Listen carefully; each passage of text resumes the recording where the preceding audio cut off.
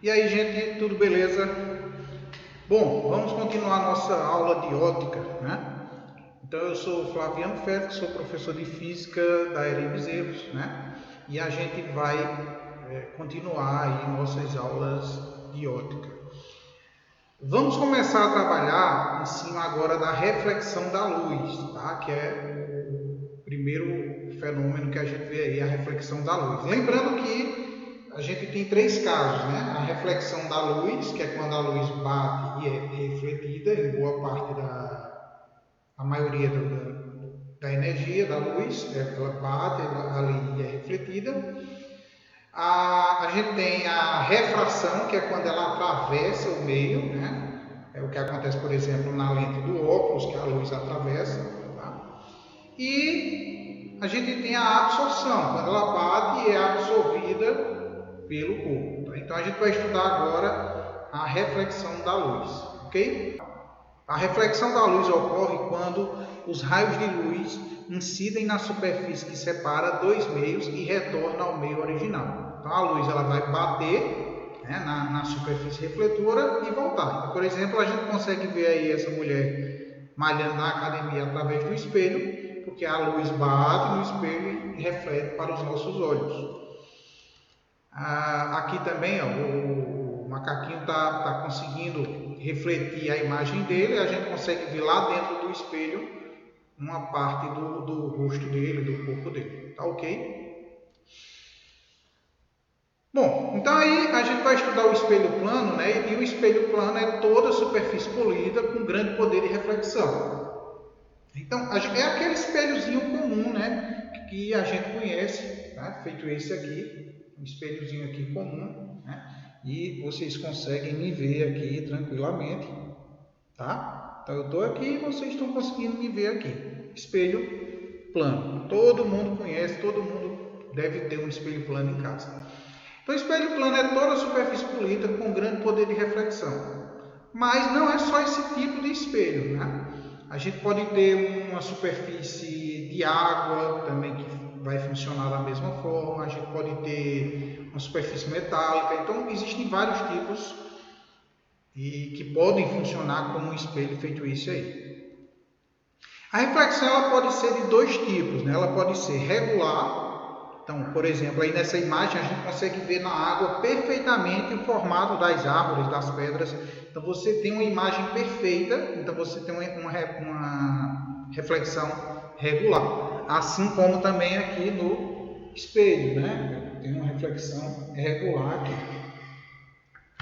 A gente tem também a reflexão irregular ou difusa. Por exemplo, aí nessa imagem você tem um cisne e refletindo a imagem dele na água, mas se não tivesse o cisne, a gente não saberia aí o que era que estava sendo refletido, porque a imagem está toda distorcida, está toda irregular, está toda difusa, ok? Então funciona mais ou menos assim, ó. Então na reflexão regular, os raios vêm paralelos, batem na superfície refletora e voltam paralelos. Então você tem o raio incidente, que é o que está chegando, né? E o raio refletido, que é o que está saindo da superfície. Já na reflexão irregular ou difusa, você tem os raios paralelos, batem na superfície regular e são refletidos em direções diferentes. Então, por isso que fica a imagem toda distorcida. E aí a gente tem as leis da reflexão, tá? A primeira lei da reflexão. Então, você vai ter aqui, ó, o raio incidente, essa linha normal, que é a perpendicular ao espelho, tá? Toda vez que você falar em linha normal, ouvir falar em linha normal em física, é uma linha imaginária perpendicular, tá? Você tem esse aqui em vermelho, o raio refletido. Então, a primeira lei, ela diz o seguinte, ó, o ângulo de incidência, ou seja, do raio incidente, em relação à linha normal, é igual ao ângulo de reflexão. Então, por exemplo, aqui nesse exemplo, a gente tem um ângulo de 45 graus e um ângulo de 45 graus, isso em relação à linha normal. Então, sempre você vai ter ângulos iguais. Se for 30 graus, 30 graus no outro. Se for 20 graus do outro lado. Então os raios eles vão fazer isso aqui. Se um fecha, o outro fecha, se abre, o outro abre. Tá? A segunda lei ela diz o seguinte, que o raio incidente, que é esse raio que está chegando na superfície, né? Você tem aqui embaixo o espelho, então você tem o raio incidente, a linha normal, tá? E o raio refletido, eles estão contidos sempre no mesmo plano. Então você tem esse plano aqui que está em pé, né? É um plano imaginário, também você não vê. A única coisa que a gente vê são o raio incidente e o raio refletido. Tá? Normal e o plano não. Mas esses três elementos, o raio incidente, a linha normal e o raio refletido, eles vão estar contidos sempre aí, tá?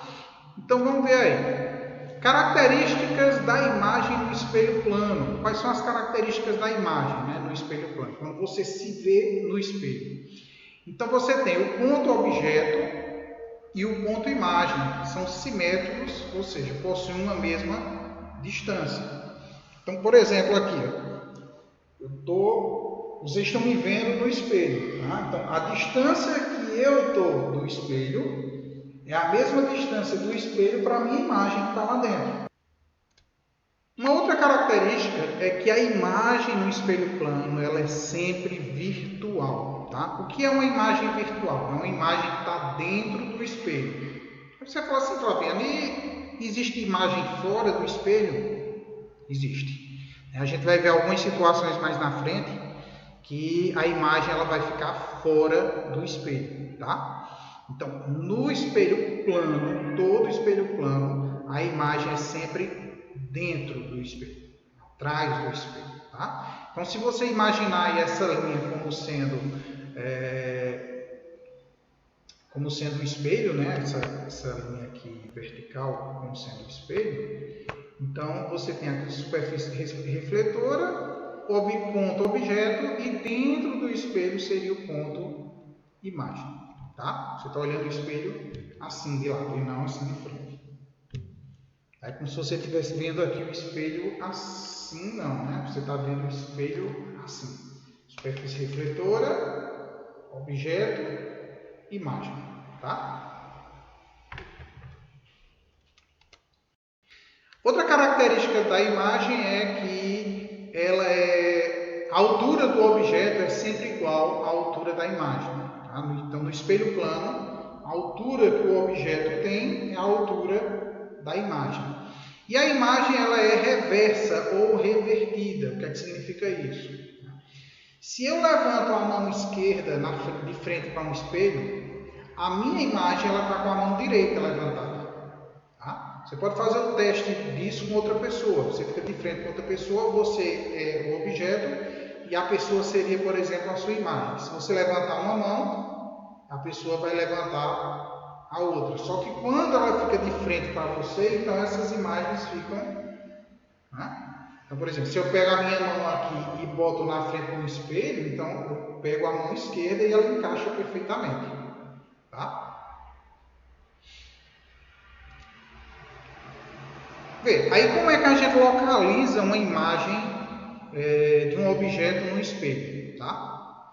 Então a gente vai ver o seguinte, ó, quando o objeto é pontual, a gente sabe que a imagem está atrás do espelho e é simétrica ao objeto. Né? Então, se o objeto ele não estiver na frente do espelho, a gente vai prolongar o espelho. A gente vai ver essas situações aqui. Por exemplo, imagina aí um espelho, né, de lado assim. Você tem na frente dele um objeto O e você quer determinar a posição dele. O que é que você faz? Calcula a distância do objeto até o espelho e vai fazer essa mesma distância dentro do espelho. Então você encontrou a imagem desse objeto. Então, esse ponto aí, que estava na frente do espelho, ele formou uma imagem lá atrás do espelho. Beleza? Vamos ver uma outra situação aqui. Quando o objeto é extenso, né? Ou seja, a gente no caso anterior viu um ponto e agora a gente vai ver um objeto que tem um certo tamanho. Então, por exemplo, essa seta aí preta, apontando assim meio inclinado, ela está aí na frente de um espelho. E aí o que é que a gente faz? A gente não precisa pegar todos os pontos que compõem essa seta. A gente vai pegar os pontos extremos. Então, o ponto mais embaixo e o ponto mais em cima. Então, o ponto mais embaixo, qual é a distância dele para o espelho? Distância dele. Então, eu vou pegar essa mesma distância e colocar dentro do espelho. E aí eu tenho esse ponto de baixo. O ponto mais acima da seta tem uma distância Dzinho. Essa mesma distância dentro do espelho. E aí eu tenho os dois pontos extremos da imagem e eu posso desenhar todos os outros pontos. E a setinha vai ficar assim. Então, se eu estou na frente do espelho com essa posição, a minha imagem vai ficar inclinada. Se eu fizer isso, ela desinclina também. Tá? Vamos ver essa situação agora. A gente tem aqui um espelho, o observador aqui em cima, olhando para o espelho, e através do espelho consegue ver esse coração aqui embaixo. Tá? Então eu consigo ver esse coração através do espelho, tá? Porque a luz bate aqui, reflete e vai para o olho do observador. Mas em que ponto desse espelho, um ponto qualquer aqui desse coração, bate lá para formar a imagem no olho da pessoa, né? Então, para isso, o que é que a gente faz? A primeira coisa, porque você tem que ver que ele está vendo aqui a imagem esse observador, ele está vendo a imagem dentro do espelho em algum ponto, né? Então, o que é que você faz? Primeira coisa, prolonga esse espelho, né? Você imagina, se o espelho fosse maior, então o coração se veria, se ele tivesse olhos, ele se veria onde, né? Então, eu vou fazer o quê? A distância do coração para o espelho é a mesma do espelho para a imagem do coração. Então, eu descubro que a imagem do coração está aqui. E aí, a pessoa que está lá em cima olhando, ela está vendo o coração nesse ponto, né? Então, o olhar dele é para esse ponto aqui. Então, o que é que acontece? A luz que parte do coração bate naquele ponto ali do espelho, né, que é justamente o cruzamento ali, ó, e vai para o olho do observador. Então, é exatamente nesse ponto aqui que eu tenho a reflexão dos pontos aí do coração. Tá? Então, prolonga o espelho, localiza a imagem do objeto, né? Faz uma linha reta com o observador e aí é só fazer raio incidente, que é o raio que chega, tá? Raio incidente e o raio refletido. Tranquilo? Bom, vamos ver aqui alguns exemplos. Então, nesse primeiro exemplo, ele diz o seguinte: eu tenho dois pontos luminosos A e B que estão distantes de um espelho plano E. Então, você tem o espelho aí em pé, né, e esses dois pontos A e B. O ponto A está a 8 centímetros do ponto B e o ponto B está a 16 centímetros do espelho. E ele quer saber o seguinte: qual a distância entre o ponto B e a imagem do ponto A? Ele quer saber aqui qual é a distância do ponto B para uma imagem do ponto A no espelho. Claro que tem a imagem do ponto B também, né? Então vamos fazer justamente isso, vamos descobrir onde é que estão essas imagens. Tá? Então eu tenho lá que o ponto A, ele forma uma imagem A', vou chamar de A', a imagem do ponto A, está a uma mesma distância do ponto A. E o ponto B' está a uma mesma distância do ponto B em relação ao espelho. Então a gente sabe que aqui tem 16 centímetros dentro do espelho e aqui do ponto B' para o ponto A', 8 centímetros. Então agora é só pegar do ponto B, né? Ele quer saber qual é a distância do ponto, né, do objeto ponto B, até a imagem do ponto A. Então é simplesmente agora somar esses três valores aqui, ó. Então 16 centímetros mais 16 centímetros mais 8 centímetros. E aí eu chego a 40 centímetros. Então, essa é a distância do ponto B à imagem do ponto A. Tranquilo? Vamos ver esse outro aqui. Aqui é o seguinte, a gente tem uma figura onde tem um ponto luminoso P, esse pontinho preto aqui, um espelho plano E e um observador que seria O, tá? O observador. Ele quer saber aqui, ele quer que você desenhe um raio de luz que saia de P e atinja o olho do observador. Você vai fazer aquele mesmo processo que a gente viu antes aí. Então, primeira coisa que você tem que fazer, né? Aqui eu não preciso prolongar o espelho, porque o espelho já é de um tamanho considerável. Então, onde é que está a imagem desse ponto P? Então, eu vou pegar a distância do ponto P para o espelho, é a mesma distância do espelho para a imagem P'. Descobri a imagem do ponto P, eu vou traçar uma reta agora até o observador. Então, agora eu já sei que o raio de luz que sai do ponto P, ele bate no espelho aqui e vai para o olho. Tá? Então, você localiza exatamente o ponto do espelho que isso acontece. Tranquilo? Então, primeira coisa, descobre onde é que está a imagem do objeto, traça uma linha até o observador e aí ficou fácil descobrir quem é o raio incidente e quem é o raio refletido. Tá?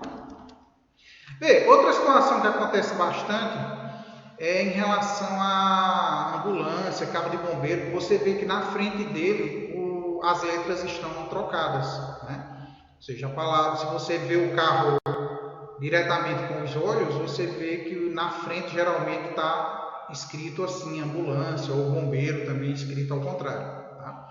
E por que isso acontece? Porque você está ali dirigindo, né? E você olha pelo retrovisor, você escutou a sirene, olha pelo retrovisor, está vindo um carro ali atrás, e você localiza o nome dele, você sabe que é uma ambulância, porque você vai ver perfeitamente através do espelho dessa forma. No espelho ele corrige essa posição aí.